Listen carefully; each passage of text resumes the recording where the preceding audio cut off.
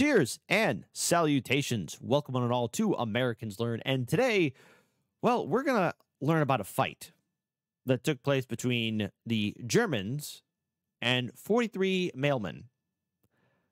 43 mailmen fight the Germans, the first battle of the Second World War, by the Fat Electrician. So, folks, you know the rules. For all the videos that we check out here on Americans Learn, the most important thing for all of you to do is also go ahead and open a tab and subscribe to the original content creator. That link is in the description box below. So as a favor for me, please support the original content creators. It's the right thing to do. It's the one thing to do that all of you should be partaking in right now, because a lot of time, effort, energy is made into making these awesome videos, and your support is fundamentally important. So check out the original link in the description box below. But without further ado, let's find out what makes these postmen go postal on the German Third Reich, the first battle of the Second World War by the Fat Electrician. So let's play this video in a 3, a 2, a 1. All right, let me set the scene for you. It's September 1st, 1939. It's Friday, but you've got a job. You've got stuff to do because you're a Polish mailman and you just got to work. So you grab your packages and you set out to go deliver the mail. And right as you step outside the post office, a bunch of armored vehicles pull up full of German SS soldiers, and they inform you that you're going to surrender or else. Do you A, surrender, or B, go back in the post office and proceed to get in a firefight with the Germans for the next 19 hours? Time to go postal on some Nazis. That's the correct choice.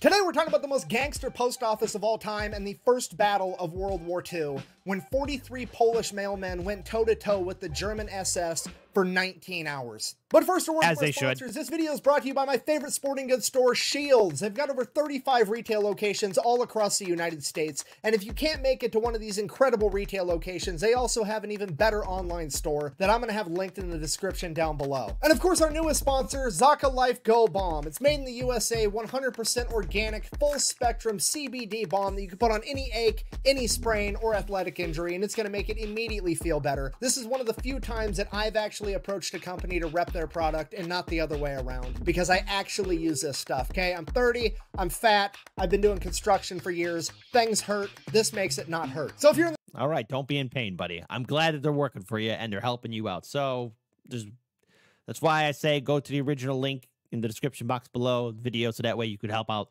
the Fat Electrician. It's the right thing to do. Do it, you hip cool cats. The same boat as me, go ahead and give this stuff a try over at ZakaLife.com. Use the discount code FAT5 to save some money. Let's get back to the video. All right, important background info. This is the German Empire before World War I. Got it? Okay, great. This is the German Empire after World War I. Notice how Poland cuts it in two, and at the very tippy top of Poland, there is the free city of Danzig. Okay, what is a free city, and why does that map seem to imply that it is its own country? Well, because basically it is. It is its own sovereign entity with its own passports, its own currency, and its own form of government. You see, at the end of World War I, when they were negotiating the Treaty of Versailles, both Germany and Poland really wanted dominion over the city of Danzig, because as you can see, it's built on the coast of a perfect geographic harbor. This made it a major port city and an economic powerhouse, which is why Germany and Poland were both fighting over it, and they were fighting over it for so long that it would end up holding up the entire Treaty of Versailles. And finally, the League of Nations stepped in and they're like, hey, okay, well now neither one of you are going to get it. It's going to be its own sovereign entity, its own little thing, whatever, we don't have time for this, moving on. So the free city of Danzig was founded in 1920. However, considering that pretty much the entire population was either German or Polish, Danzig decided that they were going to grant a bunch of extraterritorial properties to either country, and one of those properties would be the Polish post office, which was just that, sovereign Polish territory. And that's pretty much all the background info you need. So fast forward to April 1939, things are getting real tense between Poland and Germany. Hitler's been in power for the last 6 years, the Nazi movement is well underway, and for the last couple of years, a ton of hardcore Nazis referred to as the brown shirts have basically been trying to intimidate Polish people to move out of Danzig so they can reestablish it as part of Germany. Poland, seeing this, decides, hey, they might try something soon on our extraterritorial properties, so we're going to take a single army combat engineer by the name of Konrad Gdarsky. We're going to send him over to the post office. He's going to help fortify that position and teach all the mailmen how to fight. That way, hopefully, they'll be able to hold the post office for like an hour or two while the army has time to get in there and defend it. So Konrad shows up at the post office. He's got a bunch of pistols, some carbines, a couple of crates of grenades, and 3 Browning 1928s units, which as you can see is just the Polish equivalent of the American BAR. At this point, there's Okay. 56 people working at the post office. Conrad explains the situation, says he's taking volunteers for who wants to be part of the security force in case shit goes down. 40 And those postmen said, "Hey, we got some air mail. Air mail to deliver. This is the Germans."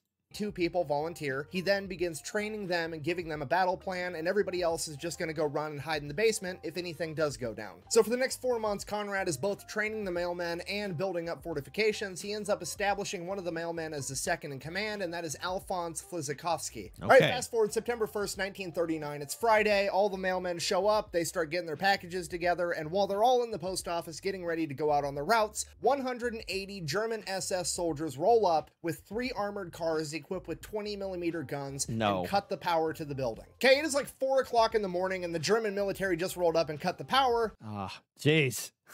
Can you imagine being one of those mailmen saying, "Hey, listen, man, this morning better go good. Man, I had a rough night. Gotta wake up. It's 4 o'clock. And who cut the power out? Hey, Billy." There's probably nobody in Poland named Billy. "What is it, Bob?" There's probably nobody like that named Bob. Probably Robert. "The Germans invaded. Get my gun." The mailmen are like, "Oh, we're doing this." All right, so they go, they get their guns, they head up to the second story and stick their guns out the window pointed at the Germans. And it is now a complete standoff between the German SS and the Polish post office. So they're having this military grade standoff, and then a bunch of civilians start showing up, like newspaper journalists and radio stations, and people are breaking out cameras and they're recording, and then just a giant mass of civilians shows up to watch. And as it turns out, they've all been invited by the Nazis to come and bear witness to the great German military retaking the city of Danzig. So once they all show up and get the cameras up and roll. So in other words, it wasn't of this equivalent right here. But people did show up to do selfies and photographs and just to say, "Whoa, OMG, check that out."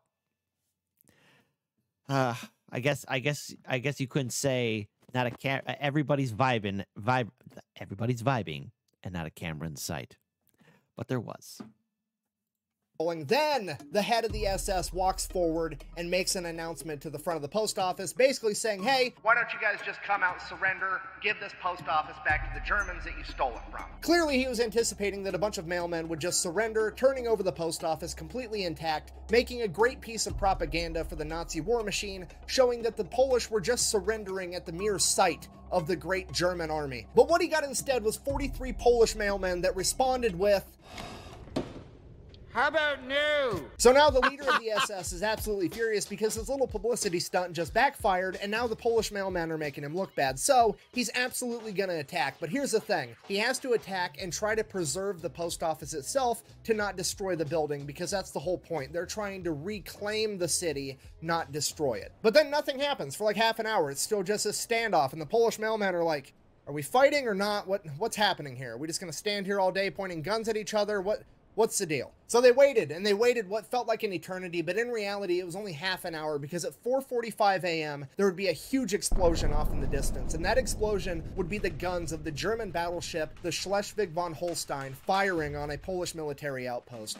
And these are the first shots of World War II, officially starting the invasion of Poland. This would also be the signal for the SS to begin their attack on the post office as they opened fire. Here's the thing with that. The mailmen were inside of a brick building on the second story with machine guns, and the 180 Nazis were standing out in the middle of the street with 3 armored cars. So as soon as the Polish defenders opened fire with their BARs, the Nazis realized that they had made a strategic fucking error, as all of them frantically ran, and all 180 of them tried to hide behind these 3 armored cars. So now all the Nazis are pinned down behind these 3 armored cars, and the 3 armored cars turn their turrets with their 20-millimeter guns and begin firing on the front door, trying to break it in so that all the soldiers can rush into the building. So the mailmen, realizing what they're doing, they grab their rifles, their grenades, and their BARs, and they run downstairs and set up firing positions behind the service counter of this post office, as all the guns are just aimed at the front door, waiting for the Germans to break through it and rush in. Okay, do you understand what I'm telling you right now? World War II literally started off like a shitty joke. 180 Nazis walk into a BAR. So the Nazis finally blow up at the front door, and 10 of them come running inside, to which the mailmen are like, "You've got mail." Yes. 4 of them are... Be sure to get your stamps.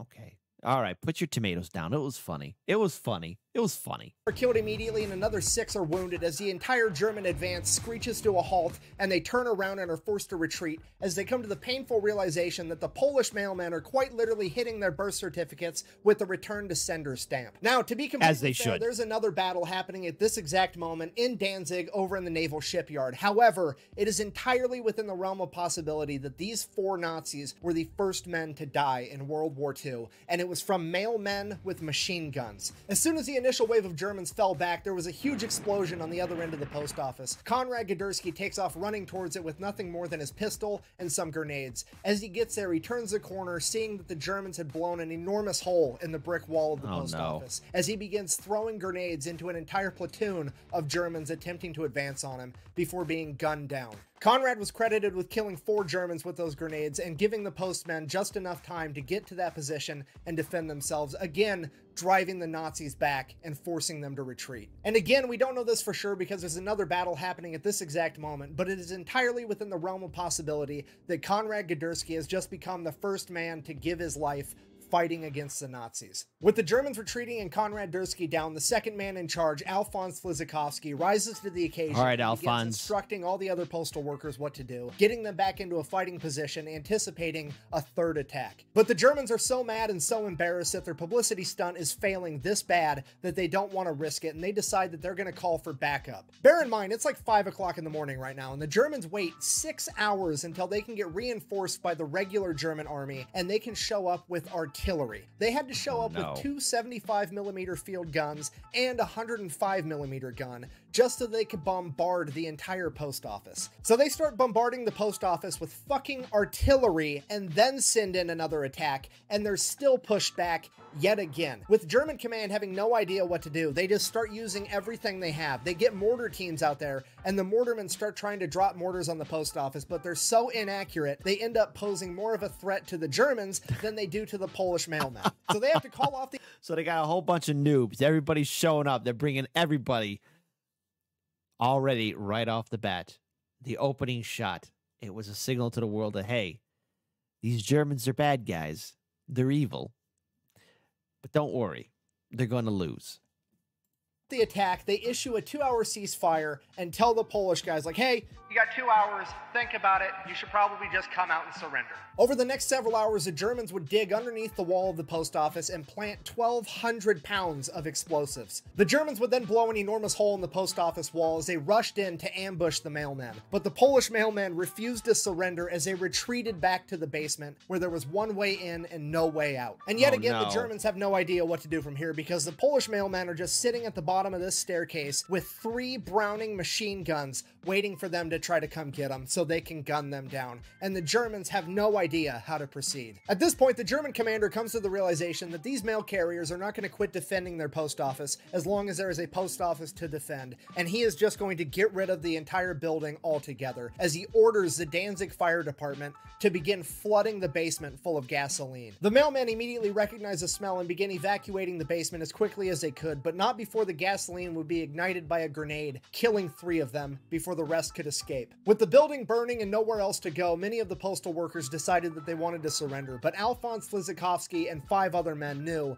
that if they surrendered, they would not be treated well by the Nazis, so they decided that they were going to try to run and escape. The other 36 mail carriers decided to surrender, leaving the building under a white flag. The Germans immediately shot and killed the postal worker that was carrying that white flag and took the remainder as prisoners. Of the other 6 postal workers that escaped, Alphonse Flizikowski and 1 other would be captured the next day on September 2nd, as the other 4 would actually escape and get away. This would bring the total count of mail carriers.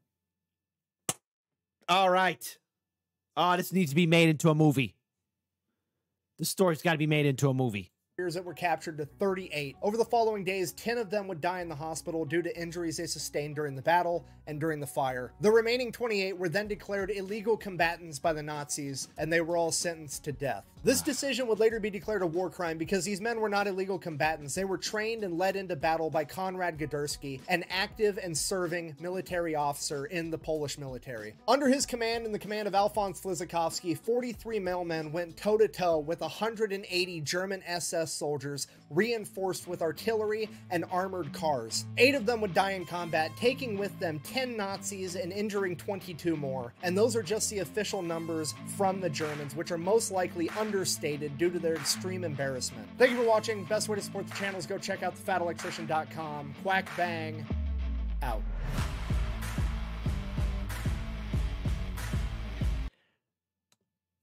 Well, Ford did escape, but those 43 mailmen held the line. They didn't give up. They went postal on the Third Reich, as they should. I mean, come on. They didn't get a chance to finish their mail delivery, and what? Hitler decides to start a world war? Great, fantastic. That's going to ruin everyone's day for the next, 5 years? Stupid Hitler. But nonetheless, this was a great story and great narration by the Fat Electrician.